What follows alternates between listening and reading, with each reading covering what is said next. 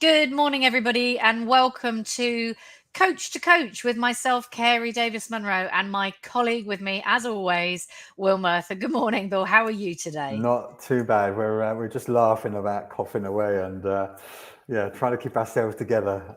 I know it's that time of morning for me. You'd think sometimes at sort of 9:30 that I was a cigarette smoker, but it's just clearing the throat. So this morning, welcome back. By the way, we've had to have a couple of weeks off, really, and today is quite pertinent because I've been dealing with some massive issues in my family, and this morning, as I said, quite pertinent. We're going to be dealing with navigating the storms of life, really, and talking a lot about crisis management.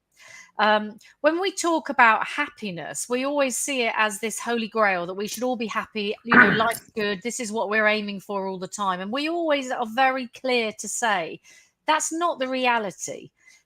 We do find times of happiness. We have really good times. We certainly must find times of joy, but life's hard. And then times come along that actually just completely knock you for six. And that's what we're going to be talking about today.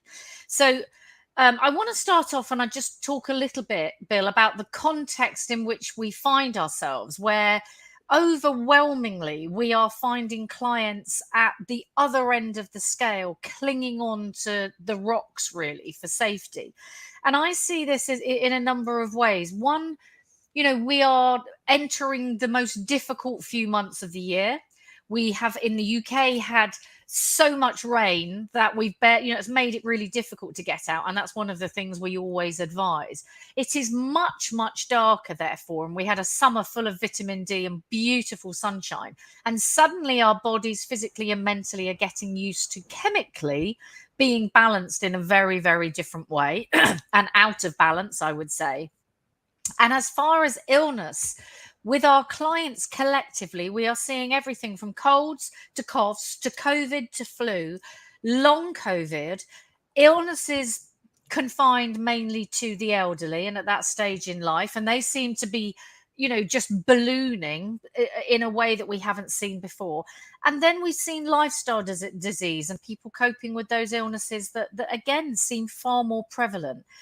Put that on top of Christmas coming and that being really, really polarized because of the financial situation. We talk about well-being, and financial well-being is such a huge part of that because it gives people their safety and their security.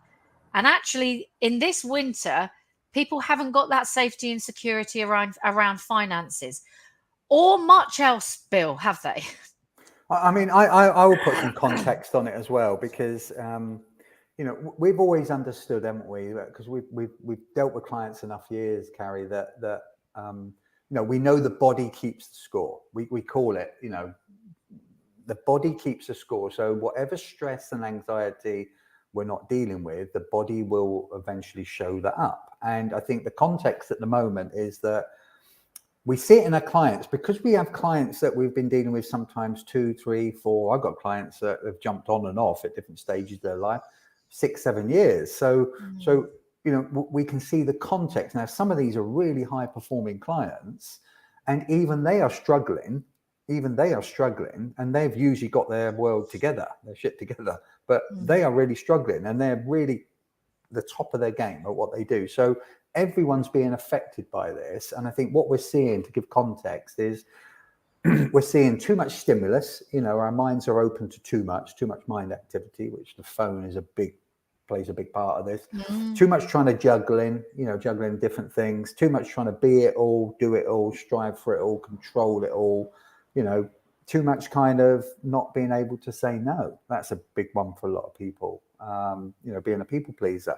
We're just kind of racing through too much, aren't we? We're kind of, caught in the head too much FOPO, fear of other people's opinions, and we've got to kind of stop that. So all this stimulus, all this mind activity is kind of driving us nuts, because what we've got to do is we've got to kind of, the ultimate goal really at the end of the day is that we need more harmony, don't we? We've got to slow down. We've got to come off the motorway for a bit of a service station break a couple of times a day, even if it's 5 minutes here, 10 minutes there. whether that's a little kind of yoga session, meditation session, read for 10 minutes, go for a walk, go and have a coffee in the garden, anything that gets us grounded, so we've got roots again, centered, so that we've got clarity, and kind of harmony, so that we've got calm again. Because if everything is kind of like we're freaking out on the inside, and this is what we're basically seeing more and more in people, too much thinking, too much feeling, just too much of everything. If we keep not really getting this stuff together and kind of not centering ourselves, it's almost like a mind fog comes over, and then it kind of makes it, we have compounded problems moving forward, don't we? So I always kind of, if I come onto a client, and you would be the same as well in this situation, Gary, is that you can tell within 1 or 2 minutes when you first jump on with a client how that session's going to go and where that person is at. We just know, don't we? You kind of know them really well implicitly. And the first thing I kind of think to myself that I explain to them is, all right, we've got to take an audit. We've got to kind of look around, almost like a lighthouse, looking around at your life, what's going on, what's working, what's not, where you're being sabotaged, where you're struggling, you know, what you're tolerating, where are you bullshitting yourself because you're not dealing with stuff, you know. So we've got to be a lighthouse. We've got to be the scientist of your own life, as I call it, to start kind of looking around and deciding where you are going to start making some changes. Because if nothing changes, nothing changes. And the first thing that I try and get people to do is keep it simple, not complex, you know, because we need the mind space to change, and take a break. Take a break means pull back, you know, reflection space, mind space, slow it all down, and then you can start to decide what you need to change and shift. Yeah, and I think that there's a big difference as well between people just feeling a little bit out of sync and knowing that life isn't, you know, what you and I call in flow, and feeling underfulfilled, and to actually being in crisis. And I think the difference when you're in crisis, it's almost like I can't just take stock, but I've got to really hunker down. And as we call it, come back to basics, because some of the things that I'm seeing with clients, you know, are quite extreme situations, you know, having to move out of jobs or work situations that have become extremely toxic and damaging to, you know, to themselves physically and mentally. I'm seeing a lot of people questioning and actually deciding that the relationship they've been in for many years isn't working, and then having to take, you know, such difficult steps and go through that process, which is absolutely managing that crisis time to get to the other side. You know, you often say get from the island that you're on to the other island, and there's a crossing to be done in between. And then on top of that, you know, people again who maybe have pushed themselves for too long, reaching a crisis point in terms of generally being unwell and dealing with complete overwhelm, which we talked about before. And interestingly enough, I was discussing this last night.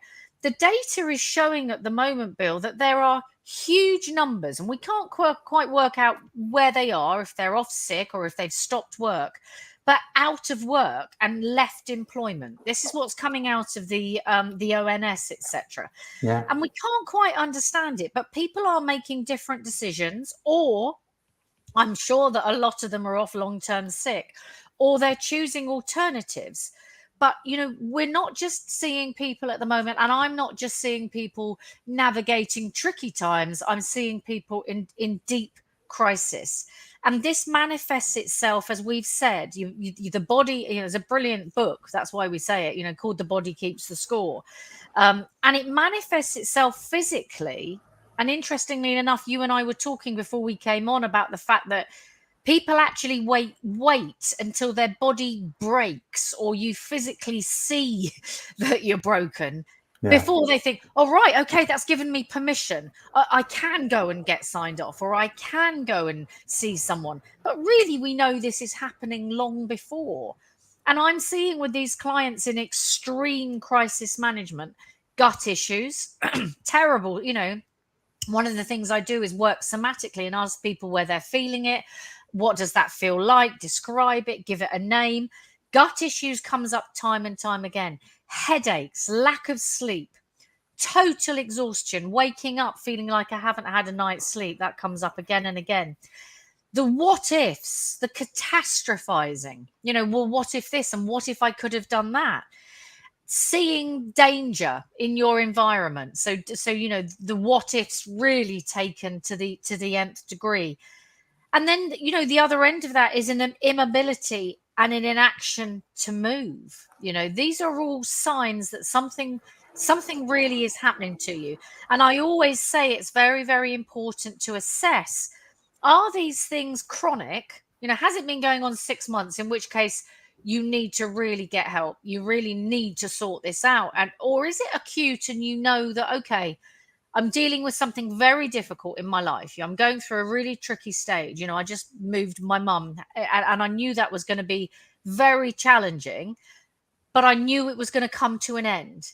If you feel that this is ongoing, that's a real red flag. And for me, that's like, get help. If you've got an ongoing lack of appetite and apathy, if you know that in your life, you're not allowing yourself to feel joy and a sense of distance, then that actually you need to take action. And this is what we call coming back to basics, isn't it, Bill? I mean, coming back to basics, even if you've got three basics, that you would use as your kind of coming back to center to get grounded again. A basic for me would be, I mean, I've got several here, but even if you develop three, decide what your philosophy is going to be, your standards, your values, your life rules to work through crisis mode. Because what works when everything's calm and you're in flow and you're kind of not feeling okay, but you're so, that middle ground, I call it. That's what I call sort of floating on the sea. What we're talking and what we're seeing with more and more clients and more people and friends and family that we talk to, they're at that crisis mode where they're almost bumping along the bottom of the ocean. And, they really are desperate. So you've got to make a change. Now, the first thing that I would always say to clients, and this is kind of, just write this down if you do journal work, which I highly recommend.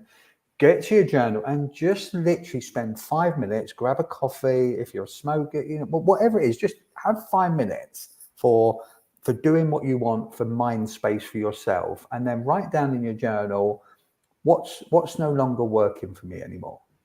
And that will start a whole cascade of thoughts of, what is genuinely not working for me anymore? Is it I'm too much of a people pleaser? Is it too much of, everyone's dumping their stuff on my doorstep because I'm an empath and I'm compassionate and caring and loving towards other people?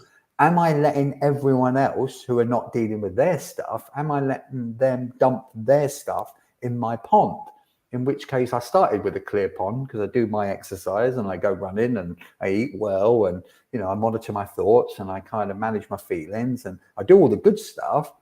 And then because I'm doing that and everyone else thinks that I'm a good listener and I'm a good kind of empath, they're coming along and dumping all their woes on my doorstep or in my pond. And I think we've got to get very mindful, what is no longer working for me anymore. And what you'll inevitably find is that there's several things that you can do right now.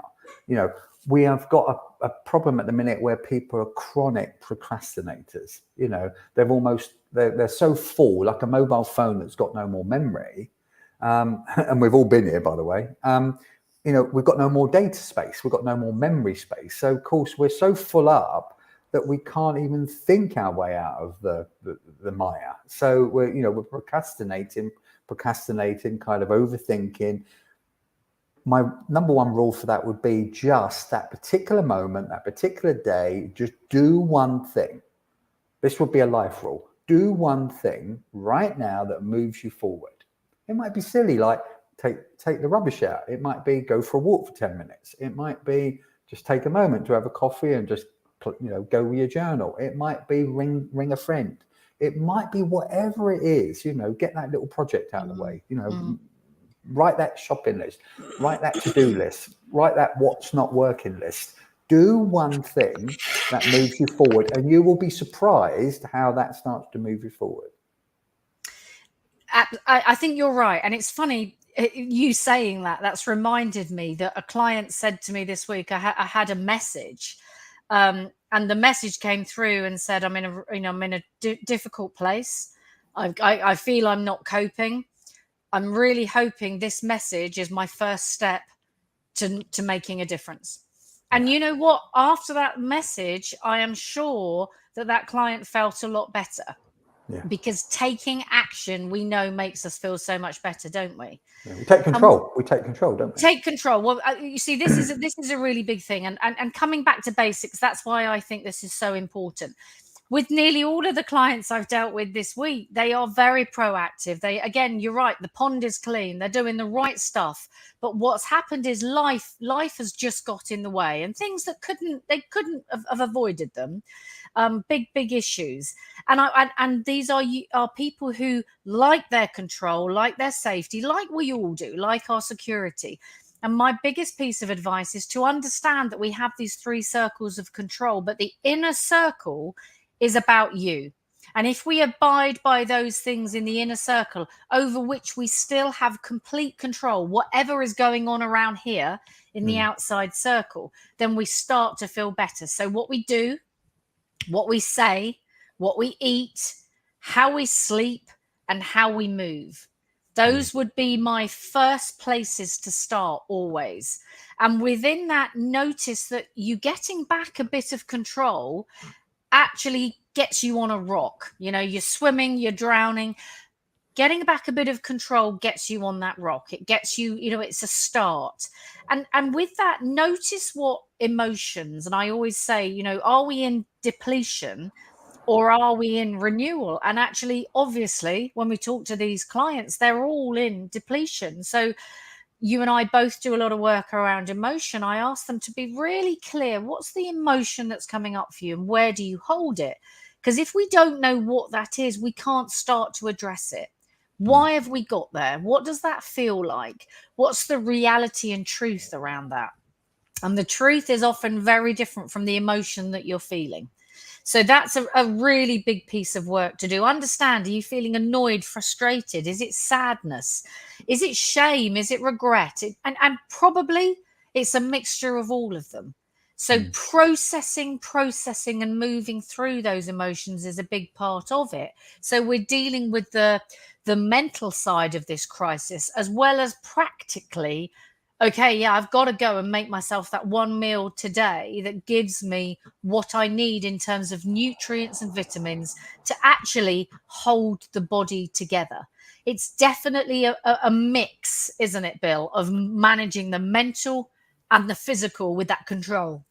And it's also about habit. Habit change is about changing what we're doing. Now, we know that good habits stack upon each other, don't they? That's the way we teach it. A good habit is a foundation habit, a keystone habit. You build another good habit on it. And before you know it, you're compounding. You're starting to build one good habit after another. Now, one good habit I kind of tell, clients when they're really in a crisis point is just slow it all down. That I just kind of mentioned that already. Have a service station break.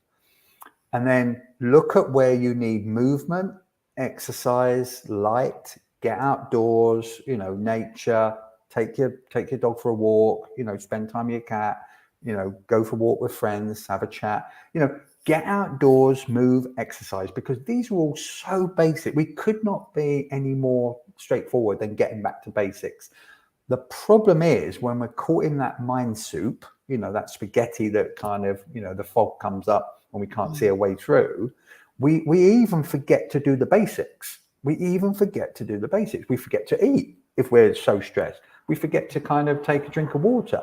So, this is where the journal's so good because, I get people to kind of talk about their basics and, the exercise, the moving, the outdoors, that's one of the basics. Another basic is literally start saying no more often than yes. We are classic people pleasers, aren't we, as humanity? It's hardwired into us. Why is it hardwired? Because if we didn't please the people around us thousands and tens of thousands of years ago, we were thrown out of the tribe. So we're hardwired to be there compassionately, empathically, people pleasing for other people. But sometimes if we overstretch it, we're not doing, we can't be everything to everyone always. And that's what we've got to kind of, we can't do it all, we can't be it all, we can't achieve it all. So, start an exercise where you decide that rather than saying yes straight away, just take a moment to pause or say to someone, can I get back to you on that? Let me think about that. Just giving yourself a fire break, two forests together, always have them driveways between, and they're a fire break. Give yourself a fire break so that you don't do what you've always done, which is say yes straight away. Just pull back. And the other big thing that I always kind of say to people is, cut the feed. And what I mean by cut the feed, cut the stimulus and the stress and the energy that's coming into your space, the external noise, the overstimulation. Obviously, one of the big things, stop watching media, get off your social media, put your phone down, literally stop all the energy that's coming into you, even to the point if you're working and there's adverts on the radio, in the office or at home, just turn the radio off, because them adverts are still, even though you're not consciously aware of it, subconsciously, it's really winding you up and it's really kind of getting to you. There is no better way of really starting to get your head together than silence. Yeah. And I had a client yesterday who, and we were talking about this just before we jumped on, she's in utter crisis mode at the moment, and she's just about to start a great big new project, that is going to bring a lot more stress, a lot more work to her. She spent years working on it. I said, do not launch this product yet, because you are going to send yourself into a frenzy and a tailspin. It's a bit like you've got enough plates spinning on your stage already, and you're just about to get 5 great big other plates and put them spinning on your stage as well. Yeah. So don't do that. And people can try it, but what happens is you personally, physically, mentally will take the hit on that. Yeah, your body will. Your body will. And I guess that's what you have to come back to. And really, I was talking about the emotions that go alongside that, what we're looking for. And I said this to a client yesterday after we'd had our first call. I sent a message to say, the bravery that took today to do that session and the courage is immense. And that's where we're going to move. We're going to move into the bravery and the courage to really deal with this issue that's been just sitting there for a while. And alongside that, we talk about self-love and self-kindness, but actually we're often in this situation of crisis because we're giving and we're doing so much for other people. Kindness starts with you. So one of the things I always say is this is a time for as much self-care and rewards as you possibly can. Ensure that you are rewarding yourself at least 3 times a day, and manage your energy. One of the things I always say is put a little alarm on. And at that point, when the alarm goes, notice, where is your energy from a 1 to a 10? Where are you in the day? Just so that you understand where you are. And at that point, when the alarm goes off, notice what emotions are coming up for you.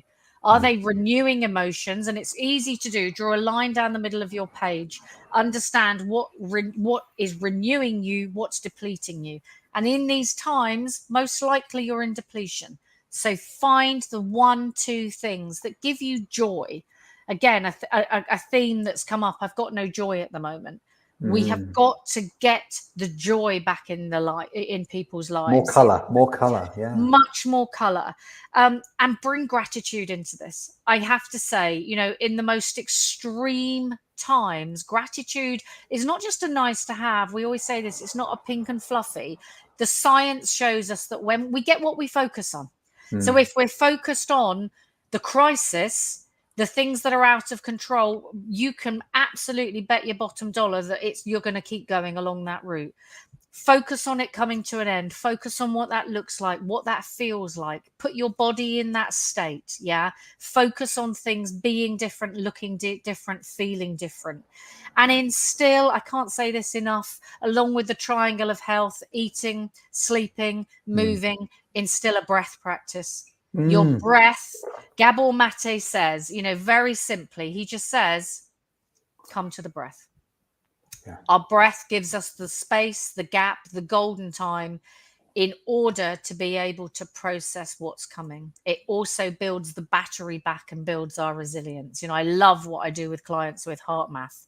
And get someone on side. If it's not a coach, get a friend, get a partner. Somebody needs to be with you when you're in crisis. I always say that, Bill. You can't always do crisis alone. This is where you need a team around you, and you need someone with a hand on your shoulder. Yeah. Yeah. Yeah. I do an exercise when people are really in crisis mode, and I will get them to close their eyes, put their hands on their heart, and think of one of the happiest moments of their life. It might be going to their daughter's graduation. It might be getting married. It might be moving away. It might be having your first child. Whatever that moment is, you can go right back to that moment, can't you? When you close your eyes, take your mind space and emotions there, and I let them kind of sit there for a minute in those emotions and feel those emotions, and they're flooding their body, all the good hormones and the serotonin, the dopamine, the oxytocin. And then I get them to open their eyes, and I said, 60 seconds ago, you were in a complete crisis stress mode. You have changed your inner state, your emotional state, because don't forget, when we talk about emotions, we're really talking about energy in the body. So emotions, it's the French word to move, you know, émouvre.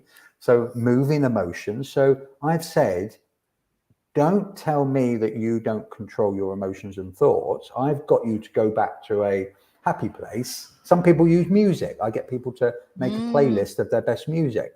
Don't tell me that you can't control your inner emotional state and your thoughts. You have proved to me in 60 seconds that you have shifted your emotional state. And you can see some clients, sometimes the light bulb goes up that, oh my God, sometimes perhaps I'm the problem because I'm letting my mind kind of, you know, tail spin down, and the emotions get heavier and darker and heavier and darker and overthink. And actually, if you decide where you're going to direct your thoughts and feelings, and it is possible, you will start to change your emotional state. And why is this important? Because managing the energy, like you brilliantly said just now, it's all about managing our energies in the body, because you know we take on too much, we absorb too much of other people's feelings and thoughts and fears. Especially fear is like a contagion. We know that, the science proves that. And we are doing far too much absorbing other people's negative, dark emotions, when really we should be observing them. So it should be a fly past, not a dive into, even if it's our loved ones or our partner. And, you know, we've got to watch out. If people are really in a bad emotional state, I will call them, you know, emotional vampires. When you're meeting that person, when you're connecting with that person, you've only got to have 3, 4, 5 consecutive energy vampires all taken from you. And then a couple of hours later, you're like, oh, you know, I got no more energy left. I'm like, I feel really flat. So you have to kind of monitor and audit who is giving me energy and who is taking energy away from me. Yeah, depletion and renewal, so important. I'm aware of the time, and we've gone over, because again, it's a difficult topic, and because we are seeing people in a difficult place. So we did want to address this and really give people some tips. Do reach out if you feel that this resonates with you. We'd love to know your thoughts. Obviously, we're here to answer your questions. And if there's anything particular that's going on for you, then, you know, we'd love to hear from you as well. We will be back next week on Wellbeing Wednesday with our practical coach to coach. Will, thank you for coming along with me today, as ever. We all need it more than ever at the minute. And we've got to kind of teach ourselves to lean into the hardest problems. We're avoiding too many. We talked about this earlier, didn't we? You know, we're avoiding too many of our hardest problems and not facing them. We're kind of delaying them, kicking the can up the road. You know, what are we avoiding? What are we holding? What are we delaying? What are we pressing down? If we find the courage to deal with our hardest problems, watch that crisis mode go down. Brilliant. All right. We will see you next week. Many thanks. Bye-bye. See you next week.